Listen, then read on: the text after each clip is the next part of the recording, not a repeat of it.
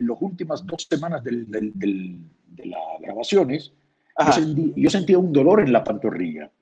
Y ahí me fui directamente a un hospital aquí en la Ciudad de México y automáticamente me hospitalizaron. Tuve 5 días hospitalizado porque fue una trombosis. Entonces, ¿qué pasa? El que se monta con Rubí en el avión y cierra la puerta del avión y le digo, nos vamos, es Boris. Y esa escena no pudo ser grabada. Y ahí viene la anécdota donde le digo, Julio, necesito tu ayuda. Yo estaba en smoking, ¿no? Estaba de una elegancia, ojo prestado, pero Ajá. ahí. ¿Y qué me dice Julio Iglesias? ¿Y qué necesitas? Le digo que me des una entrevista de 15, 20 minutos porque estoy seguro que la voy a vender muy bien. Cuando él escuchó la palabra vender, cualquiera dice, no, sáquenlo de aquí. Cuando hizo vender, pongan las 2 sillas aquí, las luces aquí, otra luz aquí. ¿Dónde está la cámara suya? Me dice.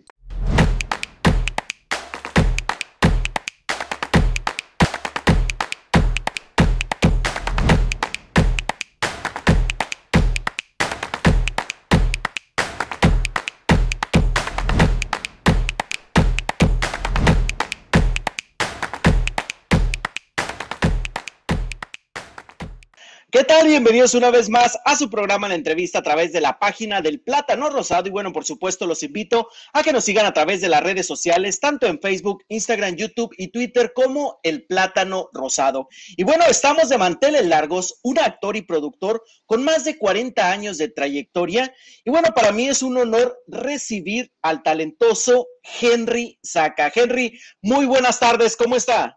Muchas gracias, Johnny, por la invitación. Encantado, me da mucho gusto que me invites. Además, estoy muy agradecido. Muchas gracias.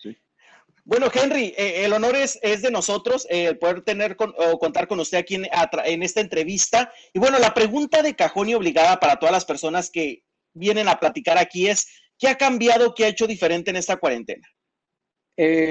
Absolutamente nada, absolutamente nada. Me he reservado, he estado muy metido en mi casa, en tu casa en México, y yo creo que no ha cambiado absolutamente nada. Sí leí muchísimo, y leí, mire lo que es la vida. He leído una frase de Sabater. Sabater es un autor español bastante Ajá. irónico, y me preguntas qué ha cambiado. Yo creo que vamos a seguir siendo los mismos, pero un poco, digamos, un poco peor. Esa es la realidad. Yo creo que vamos a estar peor, ¿eh? En los primeros días yo pensé, Johnny, que íbamos a ser un poco más o mejores seres humanos, mejores Ajá. gente buena. Yo creo que no, yo creo que vamos a seguir siendo los mismos, pero peor. Eso es lo que yo Sí. creo. Yo creo que ya terminando esta normalidad, como le llaman, la gente se va a volver loca. Yo creo que a la larga, yo estoy viendo, mire, aquí por lo menos hace 2 días es la independencia, fue la independencia Correcto. de México, y fuimos, lógicamente, recién llegados de Estados Unidos por 2 meses, donde yo he vivido desde hasta 33 años, cuando me fui de Venezuela, yo viví ahí, y yo vi una locura cuando llegué a México, y en vez de estar yo sentado tranquilamente en el DEPA, no, yo me fui a la fiesta, y fui a celebrar el Día de la Independencia. Claro, llegas a la puerta del sitio, del restaurante, te toman la temperatura, te ponen gel, y cuando medio voltean un poco, te arrancas todo y empieza la fiesta. Entonces yo creo que a la larga vamos a ser un poco peor por lo que veo, ¿no? Yo lo digo a Exacto. veces con chiste, pero yo creo que sí. Y bueno, ha tenido la oportunidad de trabajar en grandes producciones. Una de las más recientes de las que ha estado es Rubí, con este personaje de Boris, que en lo personal me pareció algo confuso porque no pude entender si amaba a Rubí como amigo, como pareja o como padre. Bueno, nosotros tenemos un acuerdo con los dueños del proyecto, llámese Televisa, Ajá. donde hemos tenido pocas posibilidades de platicar acerca de lo que uno siente en los personajes. Ajá. Tenemos que ser muy reservados. ¿Por qué? Ok. Y yo te lo digo, Johnny, porque tú eres un tipo de medios, tú eres un hombre que Ajá. trabaja de esto.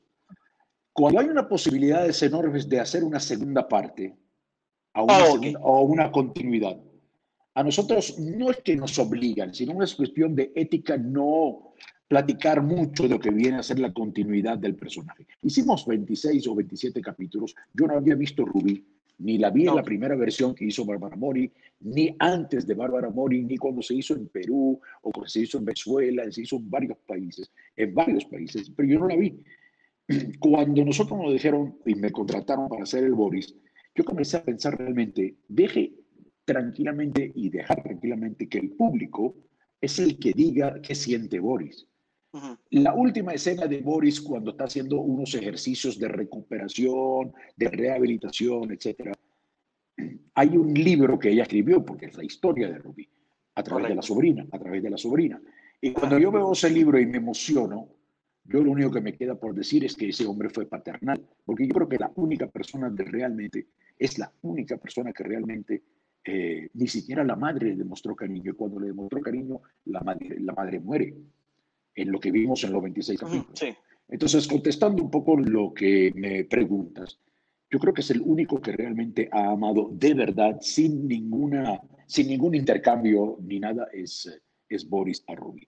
Si Yo, existe ajá. si existen algunos 27 capítulos de una segunda temporada, ahí se define cuál es ese amor realmente. Sí existe.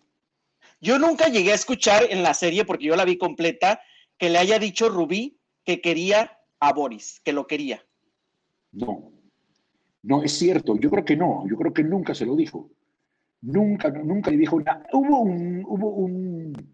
En una escena donde estamos sentados en la recámara de ella, Ajá. hubo como una reacción de una gran mirada y de un gran amor por parte de ella. Pero yo creo que el amor de Boris hacia Rubí está por encima de lo que Rubí sienta por Boris. Le digo por qué. Usted que la vio Ajá. y el público que está viéndonos se va a dar cuenta de que ella lo mandaba a callar mucho tiempo, lo maltrataba varias veces Ujú. y Sí. y le decía cállese, y que cállese y nunca respondió absolutamente nada. Él la entendía perfectamente bien, pero hubo una escena clave donde ella al fin le demuestra que realmente es una gran persona y que él se lo agradece, ¿no? Eso yo lo vi en la escena. Ojalá que haya, se haya reaccionado por ese lado.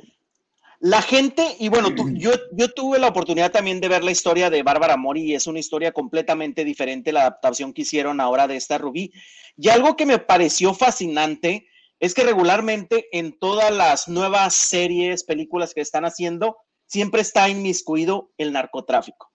Y en esta ocasión no vimos eso. No, el japonés que fue el único gran pillo, digamos, Uh-huh. el único gran medio sinvergüenzón que existió en esta historia, no tenía nada que ver con el narcotráfico.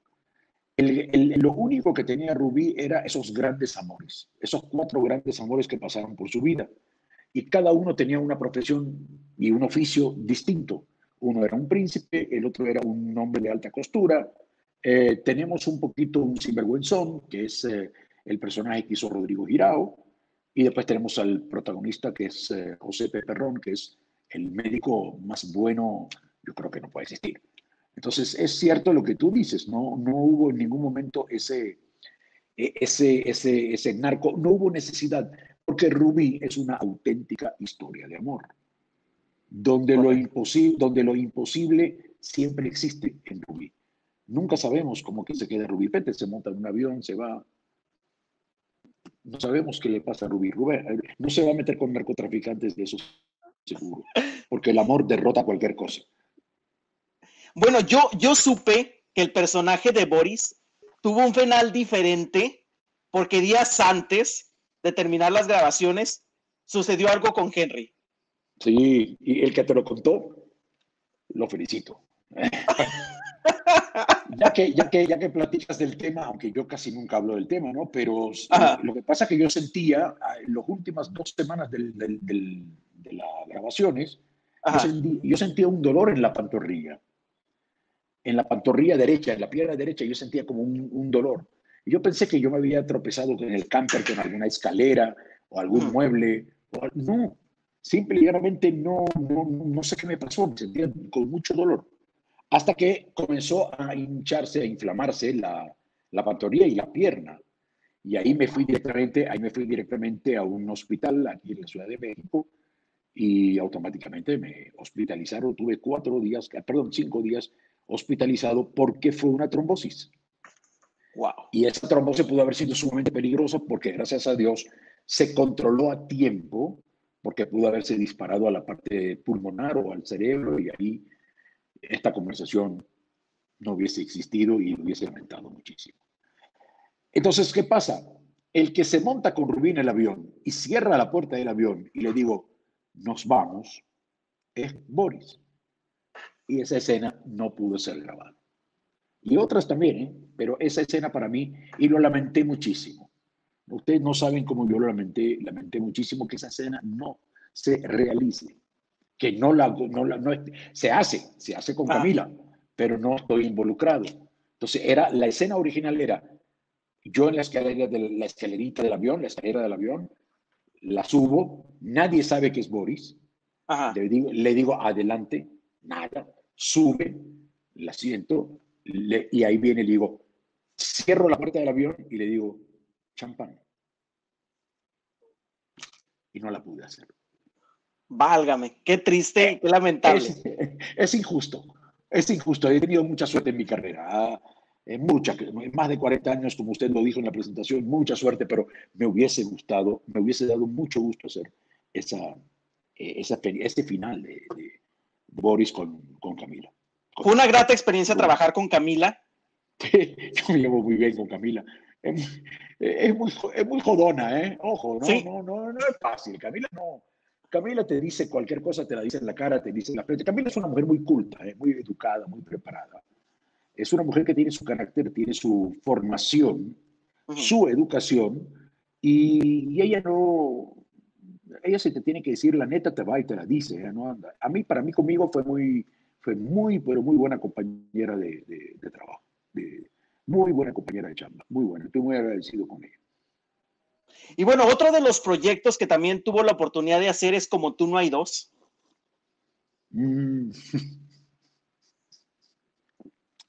Ahí a veces pido disculpas. Me hubiese gustado hacerlo mejor. Fue muy difícil. Es uno de los personajes de todo lo que más recuerdo hoy día, lo que más recuerdo de estos personajes. El Fede fue un personaje para mí muy difícil. Tuve mucho control, porque tenía que controlar mucho, porque en principio Fede Mercurio es un fanático compulsivo de Freddie Mercury, el cantante de Queen. Sí. Lo imitaba en todo, en el look, en los bigotes, en algunas cosas de la vestimenta, en los zapatos, pero no podíamos arriesgar tanto por una cuestión de los derechos. Correcto.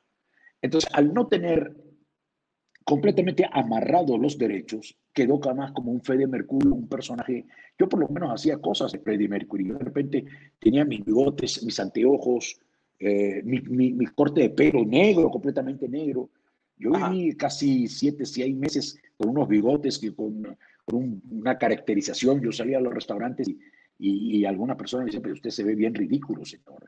Pero bueno, yo por mi trabajo he sacrificado muchas cosas.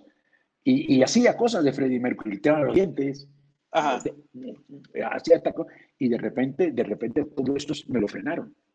Porque hay una cuestión que yo respeto muchísimo de empresa a empresa, que son el tema de los derechos. De los derechos. Así que a mí me costó. A mí ese sí es un personaje que me costó muchísimo. Yo no sabía si a veces era simpático, si era agradecido. Tenía que permanentemente con el director y con los directores intercambiar ideas permanente. A veces me sobreactuaba mucho, a veces bajaba mucho. Enamorado de una de las hermanas de las hermanas Morales. Me hubiese gustado, y te lo digo de corazón, Johnny, me hubiese gustado hacerlo mejor. De Boris no me quejo, ¿eh? Boris de Rubí me sentí muy a gusto. No lo había visto y comencé a verlo cuando Televisa lo comenzó a transmitir aquí en la pandemia. Aquí, confinados, empecé 9:30 como cualquier hijo de Lucía a sentarme, a disfrutarlo como público. Y lo disfruté. Como tú no hay dos, agradezco que me hayan dado ese trabajo, pero también agradezco que me hubiese gustado hacerlo mejor. La experiencia está para hacerlo mejor. Esa es la neta. Ahí tú, como tú no hay dos, tuvo la oportunidad de trabajar con Cecilia Romo. Sí, en paz descanse, yo me divertía muchísimo con Ceci.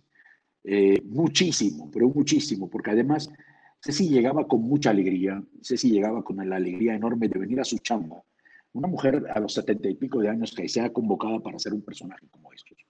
Ella lo disfrutó muchísimo y nosotros, la presencia de Ceci en el foro para nosotros era linda, porque además llegaba y era como si fuese Pedro, un Pedro cualquiera, ¿eh? Te silbaba, Ceci era una mujer muy alegre y lamento mucho su desaparición. Vino justamente, se enfermó los últimos días justamente de lo que se estaba haciendo con Tú no hay dos. Otro de los proyectos también fue Amar a Muerte. Ah, sí, sí. Ese sí. Ese le tengo un cariño muy especial. Ese, ese lo recuerdo mucho porque además tuve la gran suerte de que me escribieran cosas inteligentísimas, amables, eh, que se identificaran con el personaje, que me identificara yo con el personaje. Cuando terminaba de grabar y decían corte, yo me quitaba ese personaje y parecía como cualquiera, ¿eh? Pero en el momento, en el set, con los colegas, actores, directores, productores, era Camilo, ¿eh? Era Camilo. Y además me gustó mucho y tuve la gran suerte de interpretar ese personaje y que lo haya visto muy bien mucha gente. Y recibo de Camilo, recibo de todas partes donde se transmite en el mundo. Pues Televisa, usted sabe que es, Correcto, sí. vista es internacional de verdad. Y yo de Camilo recibo mucho cariño. Y siempre lo digo, ¿eh? Tuve a un aliado enorme como Michelle Brown, como con Mitch Brown, que fue que me salvaba más de una vez, ¿eh? Yo me quedaba sin la letra, se me olvidaba algo, y ahí aparecía el Mitch Brown como de los tres personajes que hacía, tuve relación full con él, ¿no? Así que gracias por recordarme ese personaje. Tuve la oportunidad, antes de iniciar la entrevista, de tratar de investigar o saber un poquito más de su carrera, y también me enteré de otro chisme, que hace bastantes años tuvo la oportunidad o una experiencia muy peculiar con Julio Iglesias. Sí. Hubo un momento en la carrera donde yo tenía como 35, 38 años y empecé a pensar seriamente que tenía que seguir con mi trabajo de conductor de programas. Porque yo también hacía mucho mis programas todas las noches, en vivo. Era como una especie de Raúl Velasco en Venezuela, ¿no? En mi país. 5 horas, 6 horas en vivo. Y cuando me mudo de país, me mudo de Venezuela y me mudo a Puerto Rico. Y entre Puerto Rico y Miami vivía. Porque el programa que hacía para la cadena Telemundo en Puerto Rico eran 5 horas en vivo, pero no vivía toda la semana y me venía. En un momento de esos le digo a un productor, le digo, yo necesito hacer una lana aparte. Yo necesito hacer una lana porque tengo una deuda y quiero cubrir esa. Eso lo cuento con toda la realidad, Johnny. Y con toda la verdad lo que pasó. Y me dice, mira, en el James L. Knight Center hay un festival. En ese festival va a estar Julio Iglesias, va a estar Roberto Carlos, Emanuel, en aquella época, Mijares, Yuri. Y le digo, me interesa entrevistar, si existe esa posibilidad, entrevistar a Julio Iglesias.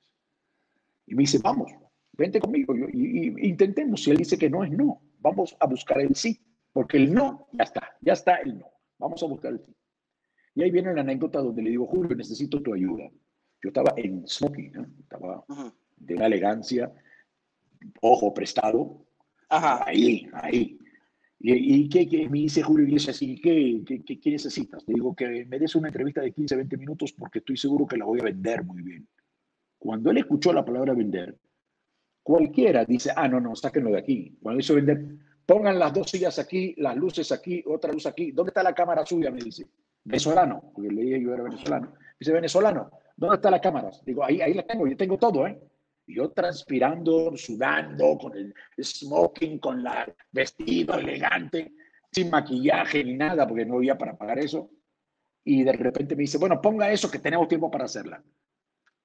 Y se sentó al frente, ahí está la foto. ¿Eh? Uy, se fue la cámara. No te preocupes. ¿Cómo se llama? Se sentó al frente Y nos metimos a platicar él y yo, y le digo, la voy a vender muy bien. Me dice, nada más quiero que sepas que cuando la vendas, avísame, me daría mucho gusto. A Oh, los, wow. a los 20 días la vendí a un canal de Panamá. De Muy bien Panamá, pagada. bien, oh, muy bien, no puedo, te diré, después te digo por WhatsApp, mejor. Oh, ok. De ahí, de Panamá a Costa Rica, de Costa Rica a Puerto Rico, a Ecuador y Paraguay, y la vendí muy bien, la vendí a 7 países Wow. y me salvó. Se Entonces, pagó la hoy, deuda. no, se recontrapagó, me fui 3 meses de vacaciones, nah. ¿Y hubo una No, pero comisión para Julio? nada, ni un solo peso, nada, un carajo, como digo yo, nada, nada. Pero ¿qué pasa? Después me lo encuentro Ajá. en otra actividad, me lo encuentro en otro show y me grita, venezolano. Digo, me salvaste. Me da mucho gusto. Y ahí quedó, ahí quedó. ¿Y qué tenía la entrevista que pudo Nada, venderla? ¿Nada? nada, era Julio. Ok. Ojo, estamos hablando de Julio hace 30 años. Ajá. Hoy es Enrique, hoy es Ricky, hoy es Ok. Daddy Yankee, hoy es, no sé, Luis Miguel. Es como Ajá. si hoy a ti te dé una entrevista a Luis Miguel y le diga a Luis Miguel, yo la voy a vender, y Luis Miguel te diga, dele, vámonos, hágale. Bueno, eso pasó con Julio en esa época, hace 30 años. Julio era. Ahí mismo una vez lo digo en mi Twitter, en mi Instagram, creo que puse en un throwback de eso, puse lo Ajá. de la foto con Julio y, y es el artista latino más importante de este siglo, definitivamente. Hay que reconocérselo, ¿eh? Todos son buenos, pero él es un poquito más, ¿eh? Es un poquito más. Apasionado de la conducción y sé que también actualmente está realizando un programa, creo que a través de las redes sociales. Sí, estoy haciendo algo parecido a este. Estamos haciendo un programa que se llama In the Ajá. House Live. Y en The House porque estamos todos confinados en la época que lo hicimos. Ya mañana hacemos el número 40. Oh, qué bien. En The House Live es eso, con 2 cuates amigos míos de la infancia prácticamente, muy querido, Yuri Rodríguez, un actor, y Wilmer Ramírez, que no había trabajado con él, que es un comediante de una generación un poquito más de aquí, digamos, más joven. Y Ajá. estamos haciendo un programa de estos que sale los lunes y los viernes, invitamos a los amigos. Ajá. Hay algunos que no han dicho que no quieren saber nada, pero Mm, otros dicen que sí, y es una conversación, como la digo yo, sin libreto, nada ajá. estudiado. Le hago la presentación y de ahí arranca todo lo que es la plática, ¿no? Sí, Qué bien, qué bien. Y bueno, también una casa productora. sí. La Le casa digo, nomás le productora, falta vender menudo los domingos. O también vende. ojalá que se pueda, ojalá. Es una cuestión que tiene que ver mucho también, Johnny, con la vigencia, ¿no? Cuando uno llega ya a cierta experiencia, a cierta edad de vida, todo esto, además de que uno tiene la obligación de agradecer permanentemente, uno tiene que entender que tiene que reinventarse, porque si no, en esta profesión no tiene que permitir que tú te retires, que te retiren. Tú te tienes que retirar si te tienes que retirar. Ese día tú dices, bueno, ya basta, ahora sí me voy a dedicar, me voy a ir a una casita y chao, y ahí me voy a morir. Mientras tanto, voy a seguir todos los días haciendo cosas. La casa productora es una casa que tenemos hace 6 años, con un muchacho joven, 40 años, se llama Alan Mikey, que es un director de cine y guionista. En ese momento él me llama, me convoca para hacer una película con él en Los Ángeles, Miami, Los Ángeles y en Las Vegas, Nevada. Y yo le digo que sí, que cómo no, nada más que me dé el guión para leerlo. Cuando yo leo ese guión, le digo, este chico me parece muy interesante y quiero platicar con él. Platico con él y le digo, vamos a asociarnos. Y un día me dice, ya, filmamos la película, todo bien. Me dice, ¿y cómo vamos a asociarnos? Digo, vamos a buscar lana. La lana está, lo que hay que hacer es ir a buscarla. Y un día me cuenta, me dice, tengo una historia de amor bonita, la quiero firmar en Nueva York. Y yo le digo, no, mi hijo, no, no. En Nueva York no se firman historias de amor. La historia del amor se firma en Italia, donde nació el romance. ¿Y qué Oh, vamos a wow. hacer? Vamos a filmarla en Italia. Y nos fuimos y la filmamos 2 meses en Italia. Ahora, Chori, si tú me preguntas cómo la hicimos, no tengo la menor idea. Ni la recuerdo. Ni recuerdo, ¿eh? Pero la película se filmó. Wow. 14 premios nos llevamos, terminamos en un festival de cine en la India, en Milán, en Cannes, en Niza. Quería venir a Morelia y no me invitaron. Al Festival de Cine en Morelia, no me invitaron. el de Burbank en California, el de Atlanta en Georgia. Entonces, las cosas yo creo que hay que hacerlas. Ahora tenemos la productora, hacemos documentales, tenemos la parte humanitaria que es importante, tenemos una fundación y nos va bien, son 6 años. Mi trabajo como actor es por, lo que yo digo, es por las chelas. Hay que tenerlo, porque esa es la entrada económica más estable. Y lo demás es la lucha diaria, ¿no? Henry, ¿ha sido difícil? Ya usted de alguna manera ha tenido la oportunidad de trabajar con infinidad de actores, artistas. ¿Es difícil manejar egos o vivir con los egos de los famosos o de los actores, cantantes? ¿Es difícil? Es muy difícil. Es muy difícil. El ego es necesario. A veces nosotros, es como el colesterol. Hay un colesterol bueno y hay un colesterol malo. El ego, hay un ego bueno y hay un ego malo. Ahora, si el ego lo maneja una figura, puede ser cantante, actriz o actor, que sea o tenga algunos roces medio estúpidos, ahí está mal. Si es alguien que lleva el ego con enorme necesidad de saber cómo destacarse, es bienvenido, porque se puede. El ego se puede manejar. Es muy difícil, sí, pero se puede manejar. Se puede manejar. Pero sí me ha tocado trabajar con gente que tiene el ego a millón, ¿no? Sí, sí, sí. Me ha tocado. ¿En algún momento de su carrera siente que se le ha subido la fama o que ha perdido el piso? Cuando era chiquito, sí, ¿eh? Cuando empecé mi carrera tenía 19, 20 años, pensaba que era el rey de la fiesta permanentemente y hacía más alguna estupidez. No de ego, ¿eh? Pero sí alguna estupidez. Cuando yo empecé esta carrera, yo siempre decía que era para firmar autógrafos, tener la chica más linda de la fiesta y ser famoso. Estas 3 cosas se consiguieron. Hoy en día se da cuenta uno que eso termina. Si no existe el sacrificio, si no existe la necesidad de cambiar, si no existe la seriedad con que uno lleva su carrera, está mal. Entonces, pero sí, en algún momento el piso se descarriló. Y bueno, ¿qué más proyectos vienen, aparte de los que ya hemos mencionado? ¿Algún proyecto que tenga en puerto este año o el próximo año? Bueno, haciendo casting, ¿no? Hice casting en lo que va, por lo menos desde marzo que terminamos, que se acabó de grabar lo de Acabamos como tú no hay dos, justamente en marzo 18. Hasta ahora he hecho como 4 casting, pero tuve un solo callback, que es importante. Creo que no quedé, porque el callback es simplemente un callback. Hacen un resumen de lo que fueron. El que quedó me parece que le va a ir muy bien para Netflix, una serie para Netflix. Mientras tanto, en la misma productora nosotros estamos dedicados a fomentar el trabajo, ¿no? Y tenemos un proyecto de hacer un cortometraje que quiero hacerlo. Es un cortometraje que iría a los 5 festivales más importantes de cine. 5 festivales más importantes de cine en el mundo. Está hecho para eso. Estamos haciendo en estos momentos un documental humanitario. Lo estamos haciendo en varios países. Es muy clandestino porque tiene que ver mucho con la situación de mi país, de Venezuela, y cómo lo ven desde el exterior, cómo ven la situación política, social, económica de un país como Venezuela. Está hecho a través de la fundación, ¿no? Entonces siempre hay cosas que hacer. Claro, el trabajo como actor es lo que me gustaría, pero realmente hoy por hoy siempre hay estas cosas de que vamos a hacer esto, vamos a hacer aquello, pero no nada firme. Va a ser muy difícil este año todavía. Bueno, sé que hace mucho tiempo ya, ¿cómo se llama? Llegó a México, pero fue difícil al momento de llegar a México. Yo sé que todos hablamos español, pero habrá ciertas palabras o incluso la picardía o el arbul de los mexicanos es completamente diferente. ¿Fue difícil al inicio al llegar a México? Fue muy difícil, pero también me fue muy difícil cuando viví en Argentina. A mí me tocó vivir 10 años en Argentina, 9 producciones, una película y un programa como conductor. También ahí sí era difícil, de verdad, porque es un tono muy distinto, ¿me entendés? ¿Qué te digo, che, no? Es muy distinto.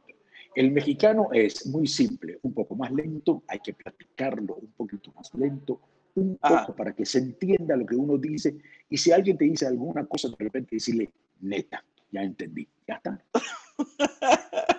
Pero el español para todo el mundo es igual. Lo que hay que hacer es que, claro, yo vengo del Caribe, yo vengo de un país donde todo va tan rápido, chicos, ya todo entiende, como muy Veracruz.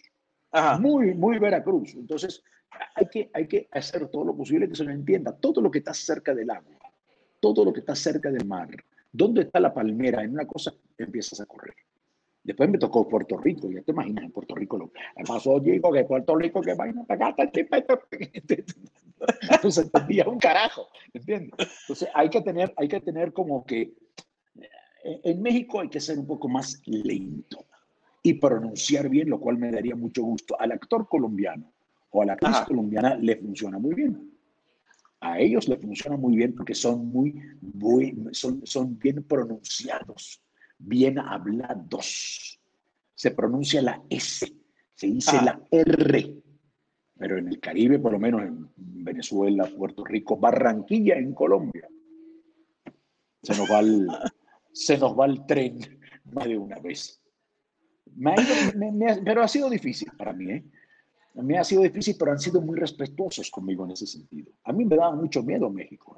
A mí una Sí. vez hace 20 años me hablaron, yo vivía en Los Ángeles, me hablaron Ajá. y me decían y me platicaron de que yo tenía que estar en México. Y un día hubo una oferta y a mí me dio mucho miedo.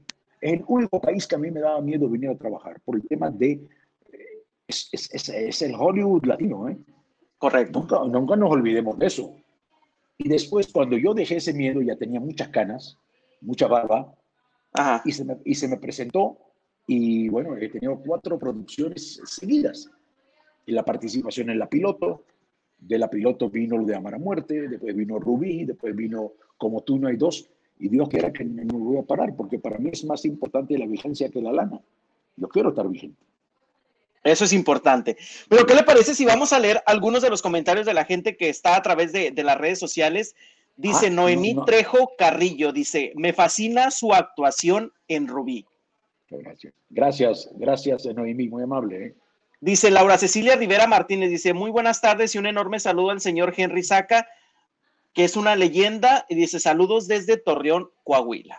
Eso lo de leyenda, no entiendo el porqué. ¿Por qué no?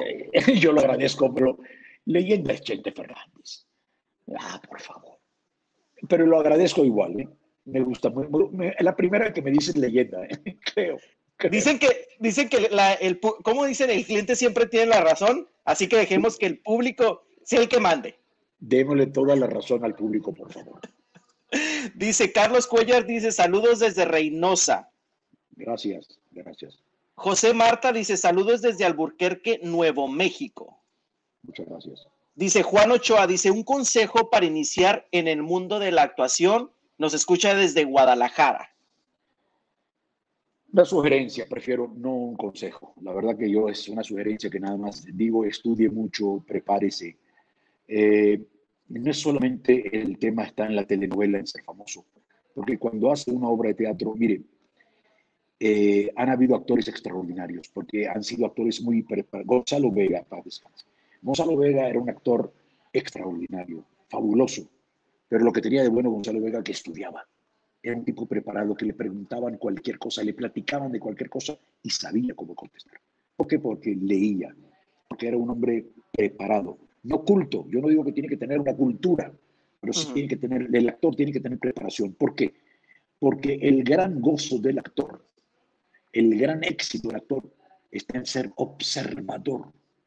Porque cuando usted observa, puede interpretar un personaje. Si usted observa un mecánico, un sacerdote, un político, el actor lo que tiene que aprender es estudiar y ser observador. Es la única sugerencia y no consejo, por favor. No tengo la capacidad para aconsejar, pero sí para sugerir. Así que lo único que le digo es eso. Le sugiero, por favor, que sea observador y que sea un buen lector, que estudie, que eso es fundamental.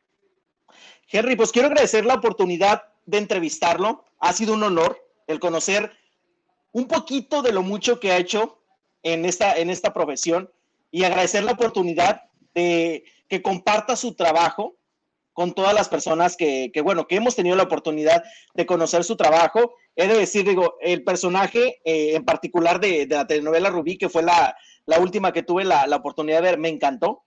Así que por eso tenía unas dudas en este personaje. Dije, bueno, vamos a de una vez a resolverlas y bueno, posiblemente esperamos una segunda temporada de Rubí, ojalá.